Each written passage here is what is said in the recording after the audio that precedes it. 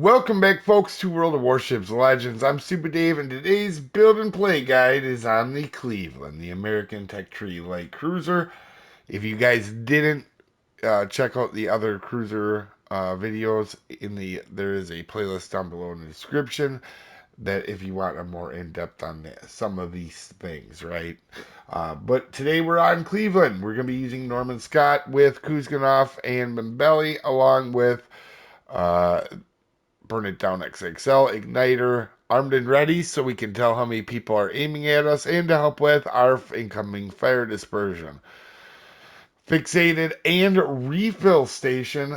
You could take fully packed, especially if you don't have the legend part of the legendary skills leveled up very far. Fully packed probably will help you a little bit more, but for me, I like to reload. I generally don't waste too many radars. For your upgrades, you definitely are going to want aiming systems mod 1, prop, and concealment as always, and the last slot we're taking main battery mod 3. For your upgrades to the ship, you're going to want to do the main battery firing range first. The second one will be the hull, and the third one will be the reload time for your help you with your reload time. So for your consumables, you have two on this build, but remember these will all be three if you have fully packed. Pretty decent sonars. They do come in handy, along with three or two 9 second or 2 9 kilometer 30-second radars, which in the light cruiser you should be close enough to use, not at the back of the map doing nothing. And you can also get a couple heals. You could take the catapult fighter, but the heals are much more handy. For your specs, 36,000 health. So again, we get a nice little boost over Helena. And you have 12 6-inch guns that reload every 5 seconds. So pretty solid. Your turret traverse, as they're American, aren't super great. But again, if you play all different types of ships, that won't be too bad. And as you guys can see, the HE damage is 2,300. And you can pin 25 millimeters for your HE, and the fire chance is 18%. Your AP isn't too bad. There's going to be times where you use it, but make sure it's generally on a broadside target. And a lot of times it'll be either a cruiser at close range or a battleship that you may have started a couple fires on. So for your secondary armament, not really worth mentioning there. And your AA defense, pretty decent. Not overly amazing, but decent. Especially for a cruiser. You can shoot down some planes with it, but it's not going to save you either.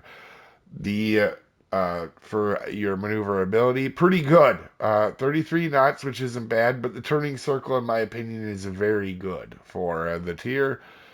And the rudder shift at 7.2. And your detection is 10.8. Now, if you wanted to, you could build this into a detection with like Shelly Beepley and get it down to almost a stealth radar, if not a stealth radar, which is cool that way if you would like to go about it.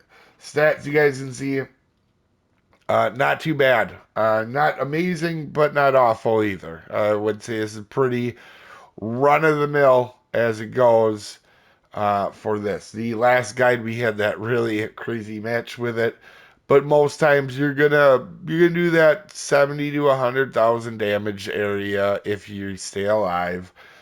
And you're hoping to affect the match more. Had I leveled this up now, it would be a lot better stats probably. Win rate wouldn't be that much higher. I have pretty decent teammates in this. I think it'd probably be about 60. Kind of like average with everything I have. 60 is my average damage or win rate. And then the stats would be higher though on it. I'd probably average a little bit more damage and higher XP now that I'm a better player than when I last played this. For your bow and stern, and basically your entire ship is 25 millimeters. What does that mean? Anything that is over 14-inch guns is going to just see this, right? And you do have that smaller citadel that the light cruisers for the Americans have. But it's not as small as the previous ones, and you do got to be careful. All right. If this does get hit, the likelihood that it overpens is not very good, so you do want to be very careful. However, if you're up against a cruiser, I mean, you can angle and generally out DPM them with this ship.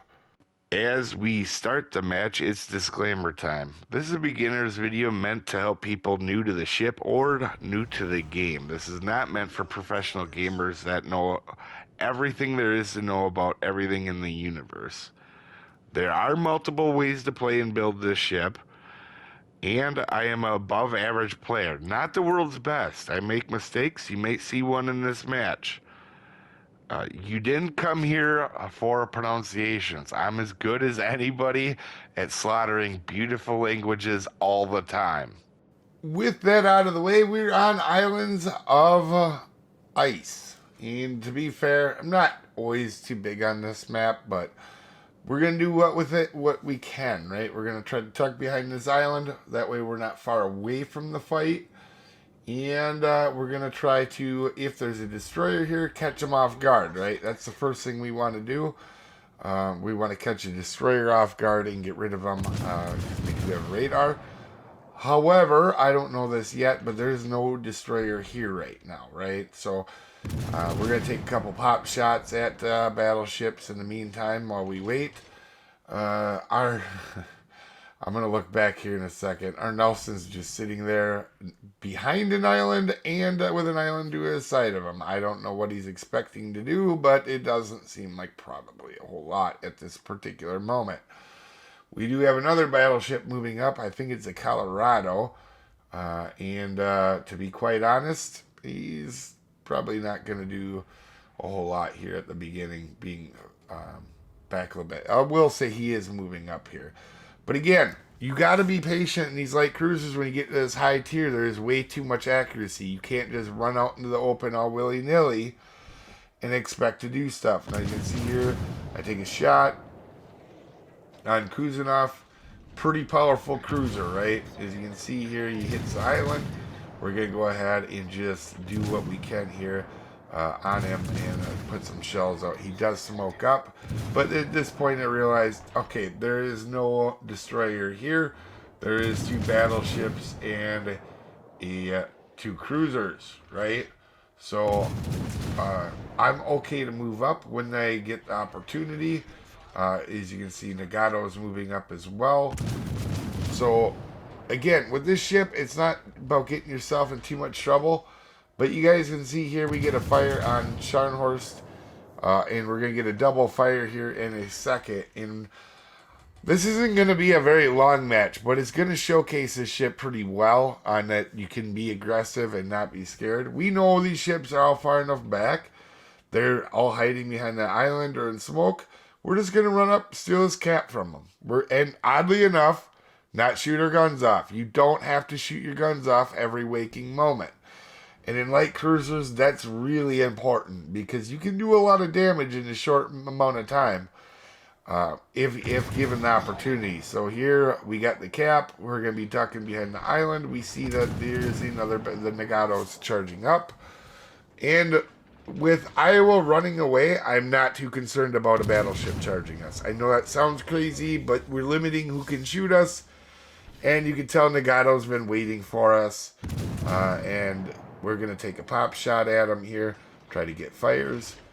And we're not really going to do a whole lot here, but we are going to get tucked behind this island. He's going to take a shot. We make ourselves skinny, and he had HE loaded, so nothing happens.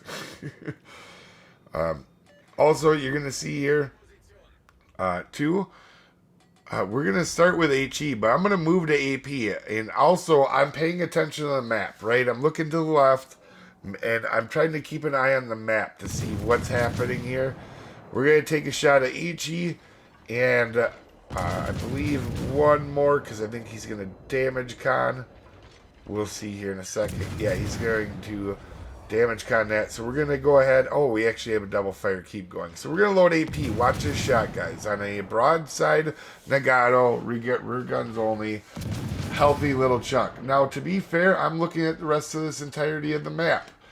So, For the time being, I'm not taking the best shots. I'm trying to figure out making sure we're not going to get snuck up on, because our Colorado is still way back, like way too far back in this scenario. These guys are running away. You can get up closer, get into a better position as we do finish off Nagato.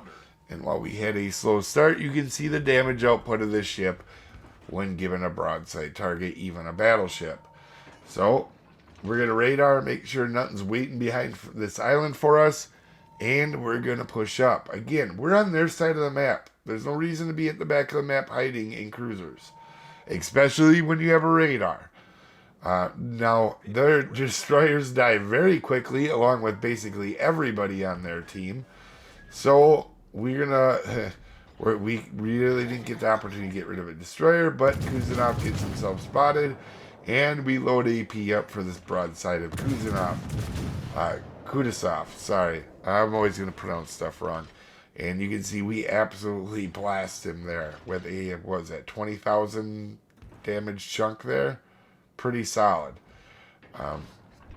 Now Kuzanov, or Kutsa, he's been, whatever the destroyer, or the cruiser's name is, he's been kind enough to leave us a smoke screen. So we're going to just start blasting Iowa. And you can see we get a couple decent chunks with the AP. Nothing too fancy at this distance. You're more likely going to want to use HE, but as soon as I do that, Kuzanov backs up.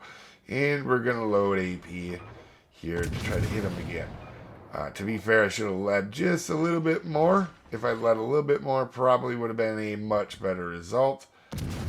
And Kuzanov is going to just run the rest of the time away from me, even into the death that's right in front of him. Again, right now, see, we're still getting chunks off of the AP on the broadside Iowa, but again, we want to try to get some fire, so we're just going to continue to push up and lay damage. Again, we haven't even taken, we've taken, what, one shell from a battleship the entire match, and put ourselves in a good position to help our team out, right? Now, granted, this is going to be a pretty short match. It's already basically over. Obviously, we're going to pop a sonar just to make sure nothing is coming at us here. Just in case he decides to come back. Iowa, actually, here, we did get a fire on him, but he is damage con. And for some reason, we're going to get unlucky, alright? With fires here for a little bit. Obviously, we know they have a long, American battleships have long damage controls, but we do get unlucky on this fire here. Trying to get another one. But you can see our HE's doing a significant amount of damage as he's been running away. This Iowa basically ran away from this little light cruiser for a while. But Kudasov goes ahead and gets himself broadside to me, not paying attention. You can see we don't have a number one by our spotted, meaning nobody's looking at us, so we can be dumb right now. We can just do whatever the heck we want and not pay any consequences because nobody's shooting at us or looking at us even. So we're going to go ahead and try to get him off the board here. Obviously a monster of a DPM ship, and we are going to go ahead and get him, but we now have a guy looking at us, so we're going to go ahead and focus on them. Again, even though we had a little slow, careful start, we did get the cap to help our team, and we pushed up, right? So doing all the things, we put a fire on Iowa, and we're going to try to get the broadside of this Azuma. You can see getting okay results with it, but the match ends before we can have any more fun. But we still definitely solid match. Guys see pretty solid. Not quite top of the leaderboard, but clearly helped our team win. Anyway, you guys have a wonderful day. I will see you folks next time.